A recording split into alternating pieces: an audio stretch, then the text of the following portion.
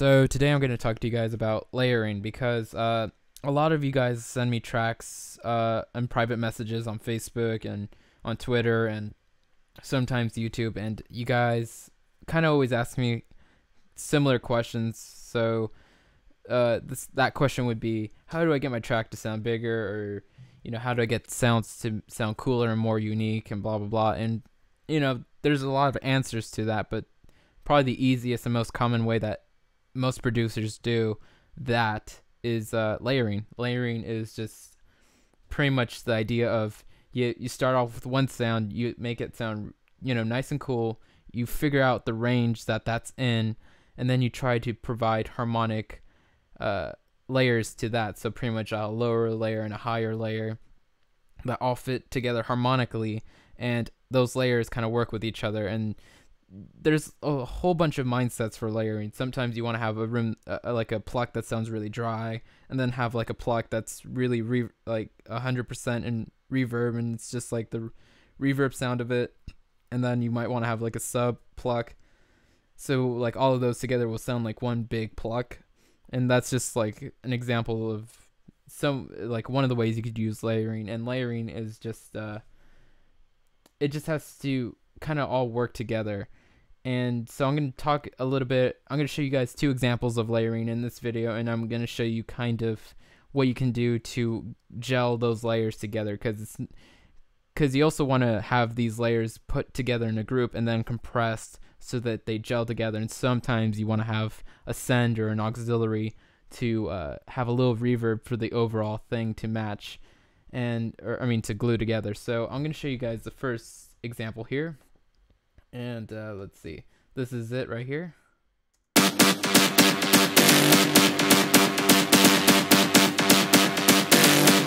So that's what it sounds like by itself. Not too exciting by itself, but in the track it sounds like this.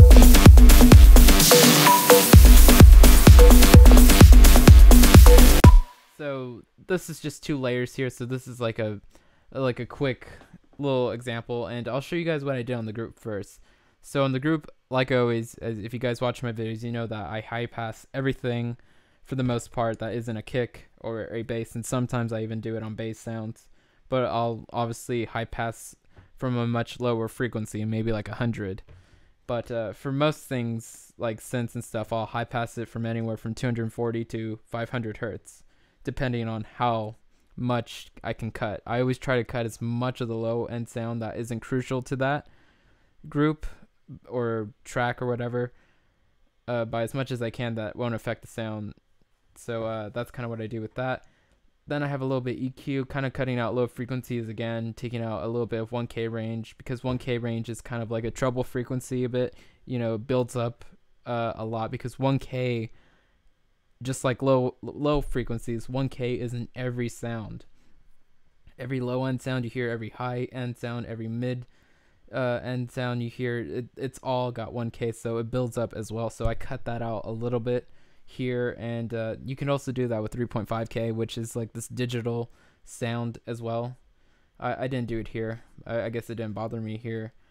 I have a little bit of sidechain compression, which I wouldn't recommend doing on a group like I'm doing here. I guess I was just a little lazy here, and I just threw one on to a group. But the proper or a better way to do it is to add a sidechain to each individual track and layer, so that gets its own proper treatment of the sidechain. Because doing just having all these different sounds put together and then sidechaining them all together, it's not a good idea. I'm gonna probably take this off later, but I just did it just to quickly get down an idea.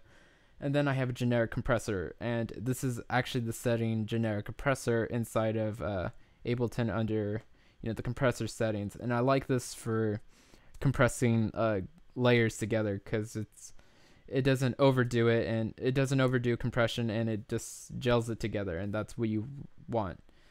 And let's see, then I have the spectrum here, because I'm going to show you guys what I mean by harmonics matching. So before I show you what I mean exactly, let me explain harmonics a little bit. So let's say we have the frequency 110 hertz, and let's say that frequency is a G or whatever, like a note, because that's what frequencies are. Frequencies are note values, and octaves are pretty much double of the previous value, and that's an octave. So 110, let's say that's a G1. If we times that by 2, that'd be 220, and that would be a G2. So that's a direct octave higher.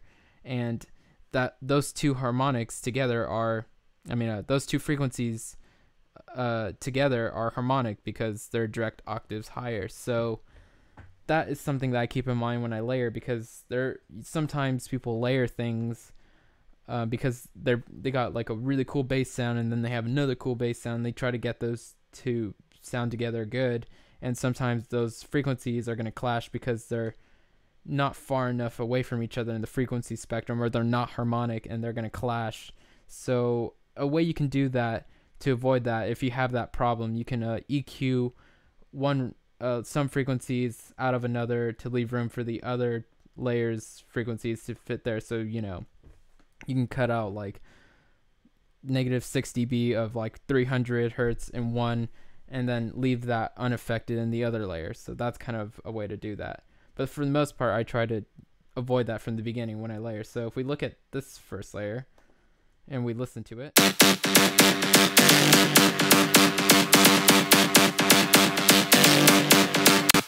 I don't care so much about all this right now. I'm just kind of looking at like the main low end peaks, or the highest peaks.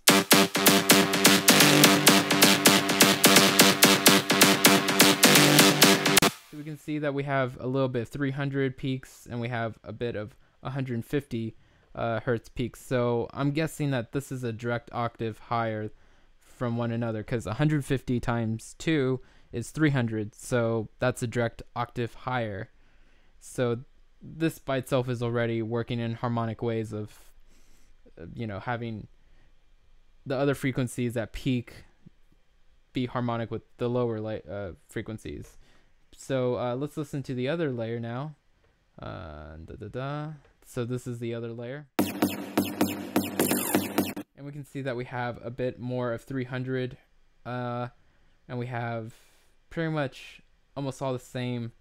It looks like I took out a little bit of 150, or this sound just doesn't have as much of that other 150. But so what I can analyze from all of this using Spectrum is that they're harmonic. They kind of share the same frequencies in some places, but not completely in every place, because we see there's a little bit of a lack of like 150.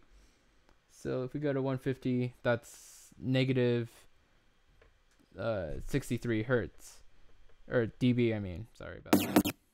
We can see how there's a big chunk of 150 missing, so that means these two layers are completely compatible, and they're gonna work for the most part in a very harmonic way. And they sound different too. One has this dry sound, and the other has like this very reverberated wet sound. So together they kind of work together.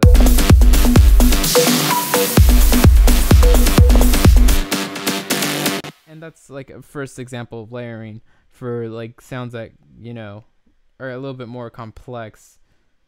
And now I'll show you kind of the second instance of some layering that I have in here. This is just my session to mess around and work on YouTube stuff for. So now let's listen to this.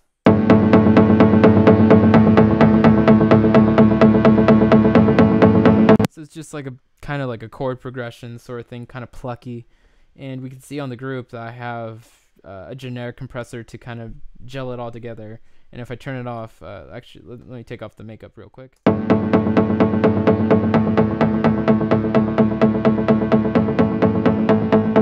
When I have it on, it just sounds more gelled and more glued, and it just sounds more like one sound. And I'll turn on the makeup now so that the amplitude doesn't mess with how you hear it. So pretty much with this, I had 3 layers, and it's pretty much my mid layer, or the layer that I started with, and then I added a lower and a higher layer to it. So this is the layer I started with, then the higher layer,